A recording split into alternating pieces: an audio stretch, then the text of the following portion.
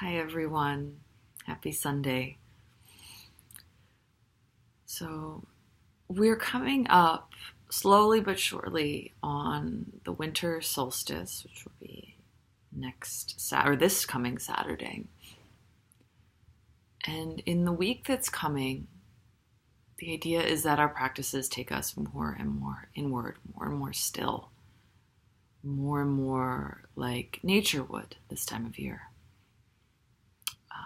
The world around us right now gives us a totally different message. I don't have cable anymore, but I recall a time with frantic ads about holiday shopping, lots of parties, lots of stuff to do. It all becomes very, very, very outward when in reality, all of the currents are saying, go in, get still.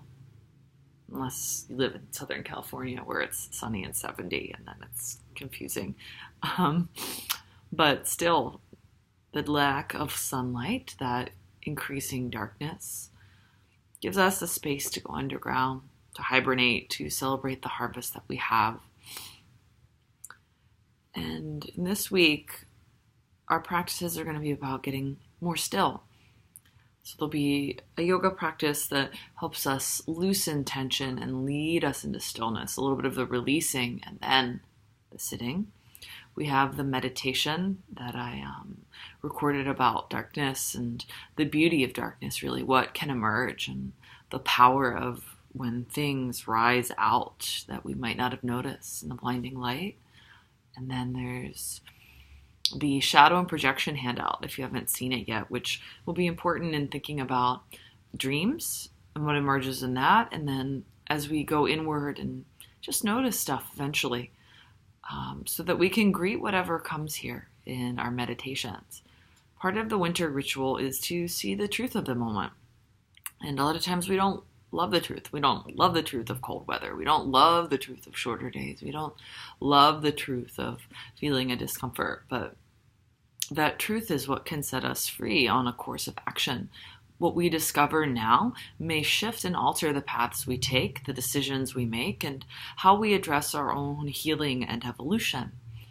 These things that sometimes we think protect us by not experiencing the shadow parts of ourselves can bind us and keep us stuck in a way. Our power comes from seeing. So there'll also be a little bit of a basic mindfulness meditation, just being mindful, not choosing for or against what arises, being radically present to what's here. And as we get towards the solstice, we will be talking about the return of the light and calling it in, and knowing that you always have your candle meditation.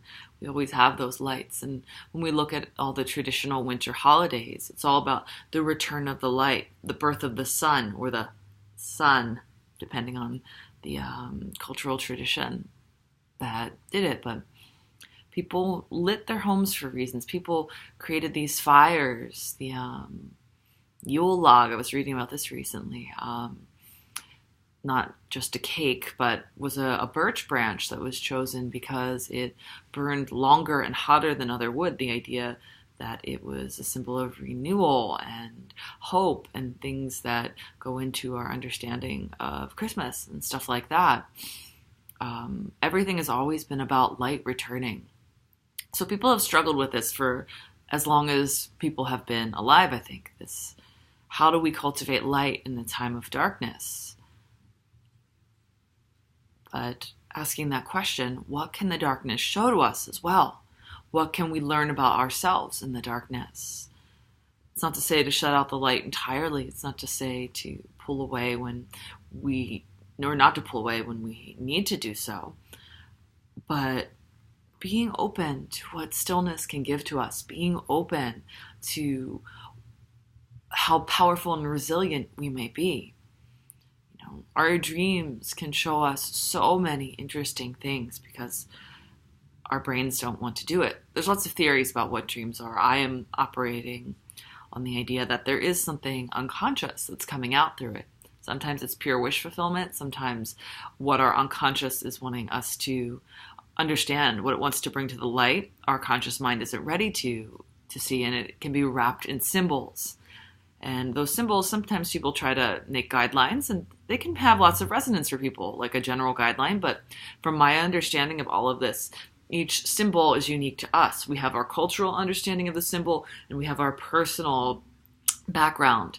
Even all of our understandings of language are different based on the context, how we were raised, how we were introduced to these words.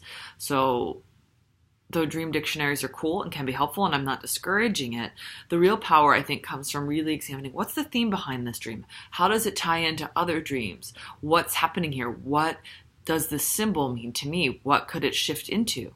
There's so many things to consider about our own personal expression of it, as well as that kind of collective understanding of what themes are, what journeys are, what symbols are for us. So I really invite you too in the next week to see what messages your dreams are sending you. And again, even asking the question before you go to sleep or setting the intention, may I learn something tonight? Can you reveal something to me? I wish to have lucid dreaming, which is something some people are able to do. Things like that. Again, this time of year, this time of darkness can provide so much insight if we just take that time to get really still.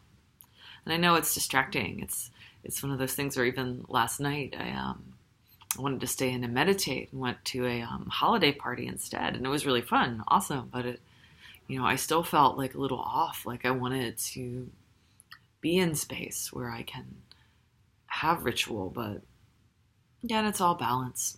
So we're gonna take little lapses, and then we'll go back in. And noting that just because the solstice comes and the light is rising again, it doesn't mean that we have to fully disconnect from this going inward in darkness exploration practice. Or I don't even have to call it darkness, just whatever is unlit that we don't see in our daily lives. We can continue this on. Part of why I decided to do this for 21 days is so that we build this habit of going inward, either through meditation, through writing our dreams, through trying a different movement or activity, that all these things can give us a skill that we can keep investigating. Even in the wild sunshine in midsummer where it's hot and there's so many distractions, we can still find that winter ritual, that stillness and softness inside of us. Can still find the subtle flames that you don't always see. And so I invite you to keep going on your practice. Again, if you haven't seen the other handouts and things, due to the power of technology, it can kind of be like the teacher and be like, no one's read this thing yet. And it's okay, life happens. I just encourage you to do so, to deepen your winter ritual practice. And thank you all for being here. It's been a joy to take on this practice with you too. And I enjoy very much your feedback and when you share your experiences, so please feel free to comment and with your questions or insights and things like that.